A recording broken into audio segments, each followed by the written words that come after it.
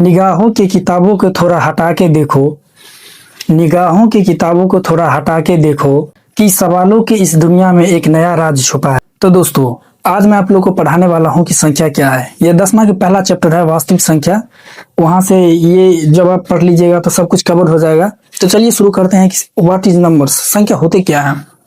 तो दोस्तों, जिसका उपयोग हम गिनने में करें, मापने में करें या नामकरण में करें, दैट इज कॉल्ड नंबर्स, संख्या कहलाता है। मान लीजिए हम कहेंगे दूध लेने के लिए, बोले उसको 5 लीटर दूध दीजिए या 10 लीटर दूध दीजिए। ये 5 और 10 जो आप बोल रहे हैं या नंबर्स लगा के बोल रहे हैं, यही कहलाता है संख्या। आप गए दुकान पे, आप बोले हमको 500 रुपया में ये कपड़ा मिलेगा, 600 रुपया में कपड़ा मिलेगा। ये जो 500 है या 600 है, यही हो गया नंबर्स, संख्या। या मापने के लिए कीजिए या गिनने के लिए कीजिए या नामकरण के लिए कीजिए, संख्या कहलाता है। तो समझ गए, संख्या की परिभाषा सिंपल से याद रखना है, जिसका उपयोग हम गिनने या मापने के लिए करें, दैट इज कॉल्ड नंबर्स। अब चलिए देखते हैं कि पहले जीरो के बारे में समझते हैं, फिर समझेंगे कि संख्या का कितना बेटा बेटी होता है। तो सबसे पहले जीरो की नींव आर्यभट्ट ने रखी थी। इसका मतलब ये नहीं है कि जीरो की खोज हुआ ही नहीं था आर्यभट्ट से पहले, जीरो का खोज हुआ था। लेकिन जीरो का इस्तेमाल इससे पहले सिर्फ किया जा रहा था या तो खाली स्थान भरने के लिए या ऐसे ही बिंदु लगा के इस्तेमाल किया जा रहा था। लेकिन आर्यभट्ट ने जीरो का एक सही परिभाषा दिया और जीरो का नींव रखा, और ये भी बताया कि जीरो का एक मीनिंग होता है। इसलिए आर्यभट्ट को जीरो का खोजकर्ता भी कहा जाता है। और दोस्तों, 628 ईस्वी में ब्रह्मगुप्त जीरो को पूर्ण संख्या रूप में परिभाषित किया। आर्यभट्ट जहां छोड़ दिए थे, उससे और बेहतर तरीका से ब्रह्मगुप्त जीरो को पूर्ण संख्या के रूप में परिभाषित किया और ये बताया कि जीरो एक वास्तविक संख्या है। और दोस्तों, ब्रह्मगुप्त ब्रह्मस्फुट सिद्धांत नामक बुक में जीरो के लिए एक पहचान दिया है। एक सर्कल के रूप में ऐसे सर्कल स्थापित करके बताया कि जहां जीरो का ये साइज होगा और जीरो का हम जहां इस्तेमाल करेंगे तो जीरो का ऐसे लिखना है। और जीरो के बारे में और डिटेल से बताया है। यदि आप लोग पढ़ना चाहते हैं तो पढ़ सकते हैं, ब्रह्मस्फुट सिद्धांत इसका बुक का नाम है। बहुत फेमस बुक है, अगर पढ़ना चाहे तो आप लोग पढ़ सकते हैं, अगर आप लोग का इंटरेस्ट हो तो। खैर चलिए आगे बढ़ते हैं। और दोस्तों, जैसा कि मैंने अभी आप लोग को बोला कि आर्यभट्ट से भी पहले भी जीरो का इस्तेमाल होता था, लेकिन वो जीरो को न पूर्ण संख्या के रूप में परिभाषित किया गया था, न बताया गया था कि जीरो का भी मीनिंग होता है, जीरो का भी वैल्यू होता है। सबसे पहला नींव जो रखा आर्यभट्ट, उसके बाद ब्रह्मगुप्त। अब पहले ये चलिए समझते हैं कि आर्यभट्ट से पहले जीरो का इस्तेमाल कैसे होता था। मान लीजिए दो संख्या है, 105 और 15। 105 और 15 मान लिए, तो 15 लिखना तो आसान था क्योंकि 1 से 9 तक की संख्याओं का खोज हो चुका था, तो 15 लिखना बहुत आसान था। अब बताइए दोस्तों, 105 कैसे लिखेंगे। हमारे पास 1 से लेकर 9 तक का संख्या का खोज था, लेकिन जीरो था ही नहीं, तो 105 लिखेंगे कैसे। तो ठीक इसी प्रकार से पुराने जमाने के लोग क्या करते थे, 105 लिखने के लिए 1 लिखते थे, 5 लिखते थे और ये जीरो लिख देते थे बीच में। पुराने जमाने के लोग 105 ऐसे लिखते थे। और जीरो पुराने जमाने के लोग ये सोच के नहीं लिखते थे कि जीरो का कोई वैल्यू होता है या जीरो का कोई मान होता है। पुराने जमाने के लोग जीरो को बस इसलिए लिखते थे ताकि वो 105 और 15 में अंतर कर सके और बता सके कि ये 15 लिखा हुआ है, ये 105 लिखा हुआ है। जीरो सिर्फ दिखावटी के लिए है, यहाँ पे जीरो का कोई वैल्यू नहीं है दोस्तों। बाद में आर्यभट्ट आके समझाया कि नहीं, जीरो का भी अपना कुछ वैल्यू होता है, इसलिए आर्यभट्ट को जीरो का खोजकर्ता कहा जाता है। समझ गए दोस्त। तो दोस्तों, अब हम समझते हैं कि संख्या कितने बेटा बेटी होता है। तो चलिए स्टार्ट करते हैं प्राकृतिक संख्या से। जैसा कि दोस्तों हम लोगों ने बताया कि आर्यभट्ट से पहले, जब तक आर्यभट्ट ये साबित नहीं कर दिया कि जीरो का कोई वैल्यू होता है या जीरो भी एक संख्या होता है, बाद में जाकर ब्रह्मगुप्त साबित किया कि जीरो एक वास्तविक संख्या। उससे पहले 1 से लेकर 9 तक का संख्या ज्ञात था और लोग को 1 से लेकर 9 तक की संख्या के अलावा जीरो के बारे में पता नहीं था। वो इस्तेमाल करते थे, हम बताया इस्तेमाल करते थे सिर्फ संख्या में अंतर बताने के लिए कि 15 में और 105 में क्या अंतर है, 9 में और 109 में क्या अंतर होता है। तो जीरो का इस्तेमाल सिर्फ अंतर बताने के लिए होता था।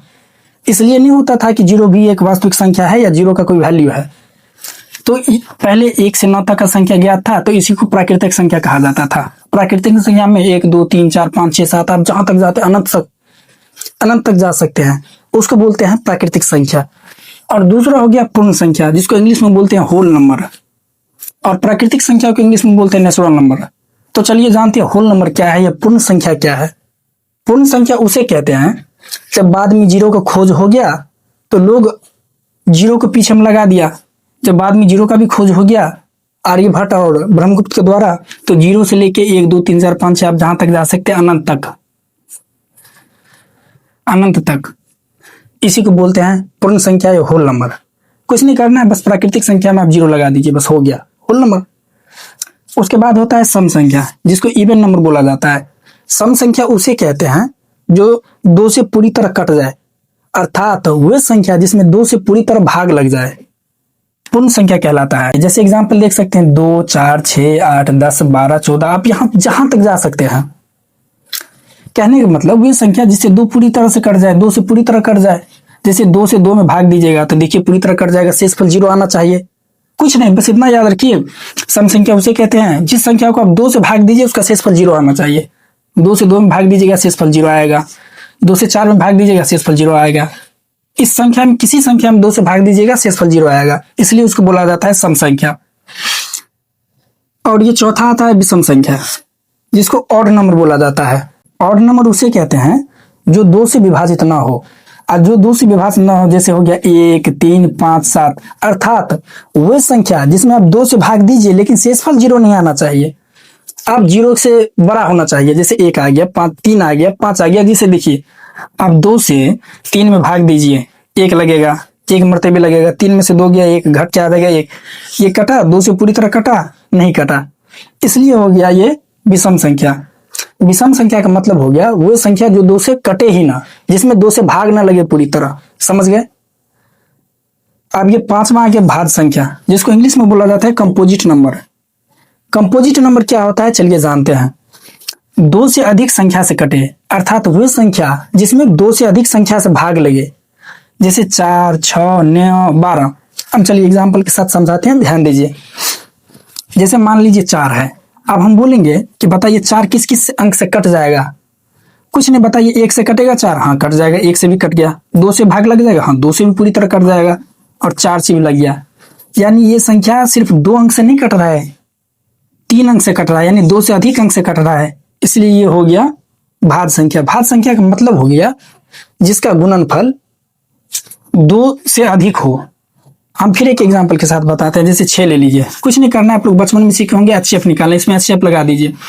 2 से लग जाएगा, 2 से हो गया, 2 3 6, 3 से लग गया, 3 1 3। बताइए इसका भाजक 3 है ना, 2 3 1, यानी 2 से अधिक हो गया, 3 अंक हो गया भाज्य संख्या। भाज्य संख्या का मतलब हुआ कम से कम 2 अंक से ज्यादा से भाग लगना चाहिए, कम से कम 2 अंक से ज्यादा से भाग लगना चाहिए। जैसे 4 में देख लीजिए 2 अंक से ज्यादा से भाग लगा, 6 में देख लीजिए 2 अंक से ज्यादा से भाग लगा, भाज्य संख्या कहलाता है। अब चलिए देखते हैं अभाज्य संख्या क्या होता है, जिसको इंग्लिश में प्राइम नंबर बोला जाता है। अभाज्य संख्या सिंपल है दोस्तों, वह संख्या जो एक और स्वयं से कटे, जिसमें किसी से भाग न लगे, जिसको सिर्फ एक से भाग लगे और स्वयं से कटे। जैसे देख सकते हैं जैसे 2, अब बताइए 2 में भाग लगाएंगे तो 2 किससे कटेगा, या तो 1 से भाग लगेगा, या 2 खुद से कटेगा, और किसी से 2 में भाग लग सकता है नहीं। ठीक इसी प्रकार से 3 में बताइए, अगर 3 में हम भाग लगाएंगे या तो 1 से भाग लगेगा या 3 से लगेगा। 7 में भाग लगाएंगे या तो 1 से भाग लगेगा या 7 में लगेगा, तभी ये पूरी तरह कटेगा, नहीं तो उसके अलावा कोई संख्या है जो इसको काट सके नहीं। इसका परिभाषा क्या था, एक और स्वयं से, एक और स्वयं से। ये तो 1 से कट रहा है और स्वयं से कट रहा है, इसलिए इसको बोला जाता है अभाज्य संख्या। समझ गए दोस्तों? तो दोस्तों अगला संख्या देखिए परिमेय संख्या क्या है, जिसको इंग्लिश में रेशनल नंबर बोला जाता है। अर्थात जिसे आप P/Q के रूप में लिख सके और यहाँ पे Q इक्वल टू 0 ना हो, यानी Q यहाँ पे आप 0 नहीं रखिएगा। P/Q का मतलब क्या हुआ, बटा। अब देसी भाषा में बोल सकते हैं बटा या भिन्न के रूप में, जिसको आप भिन्न के रूप में लिख सके। भिन्न के रूप में क्या हुआ, 1/2, 1/3, 4/5, 6/5, यानी बटा में आप कुछ भी लिख सके। लेकिन याद रखिएगा नीचे में 0 नहीं होना चाहिए, अर्थात जैसे 5/0 नहीं होना चाहिए, यहाँ पे नीचे में 0 नहीं होना चाहिए। 0 के अलावा कुछ भी हो वो सब परिमेय संख्या कहलाएगा। समझ गए? परिमेय संख्या के एक ही कंडीशन है, नीचे में 0 नहीं होना चाहिए, नीचे में 0 नहीं होना चाहिए, बस। बाद में की जितना भी संख्या सब परिमेय संख्या है। समझ गए? दूसरा समझते हैं फिर यहाँ पे अपरिमेय संख्या, जिसको इंग्लिश में इरेशनल नंबर बोला जाता है, जिसको P/Q के रूप में हम लिख ही नहीं सकते हैं। इसको भी अगर आसान भाषा में समझना हो तो हम सिंपल भाषा में आपको समझाते हैं अपरिमेय संख्या क्या है, यानी जिसका वर्गमूल ना निकले, जिसका वर्गमूल निकले ही ना, that is called irrational number, अर्थात अपरिमेय संख्या। जैसे मान लीजिए हम पूछे 4 का वर्गमूल क्या है, आप लोग बोलिएगा 4 का वर्गमूल 2 है, तो क्या हो गया ये 2 2 2 क्या हो गया, हम क्या बोले, दुनिया में सब कुछ परमेय संख्या है सिवाय एक से कंडीशन को छोड़ के, नीचे में 0 नहीं होना चाहिए। तो 2 क्या हो गया, परमेय संख्या हो गया। वही हम पूछ दे √5 इसका वर्गमूल बताओ। अब यहाँ का जितना भी आएगा 2 पॉइंट समथिंग कुछ कुछ आएगा, मान लीजिए कुछ कुछ आया, यानी ये पूरी तरह इसका वर्गमूल नहीं निकला। और जब तक अगर इसका पूरी तरह वर्गमूल नहीं निकला, इसका मतलब ये अपरमेय संख्या है। इसका वर्गमूल नहीं निकला, इसका निकल गया कंप्लीटली, अर्थात जिसका वर्गमूल न निकले अपरमेय संख्या कहलाता है। बताइए 2 का वर्गमूल निकलेगा, निकलेगा ही नहीं। √3 का वर्गमूल निकलेगा, निकलेगा ही नहीं। दशमलव में आ जाएगा, दशमलव में नहीं आना चाहिए। और जब ये दशमलव में आ गया तो अपरमेय संख्या हो गया, यानी जिसका वर्गमूल न निकले अपरमेय संख्या कहलाता है। क्लास 10th में ये क्वेश्चन भी पूछ देता है कि पाई अपरमेय संख्या है, अपरमेय संख्या, याद रखिएगा पाई अपरमेय संख्या है, अपरिमेय संख्या है। समझ गए दोस्तों। और दोस्तों हम यहाँ पे एक चीज और समझते हैं कि वास्तविक संख्या क्या होता है, जिसके लिए हम आप लोग को पढ़ाना स्टार्ट किए कि वास्तविक संख्या है क्या। वास्तविक संख्या को आप इंग्लिश में रियल नंबर बोल सकते हैं। वास्तविक संख्या रियल नंबर, वास्तविक संख्या का सिंपल परिभाषा है, याद रखिएगा परमेय संख्या अपरमेय संख्या दोनों को मिला दीजिए, यही वास्तविक संख्या हो गया। दुनिया में जितना परमेय संख्या है, दुनिया में जितना अपरमेय संख्या है, सबको लाइए एक जगह पे और सबको आप एक साथ बोल दीजिए वास्तविक संख्या।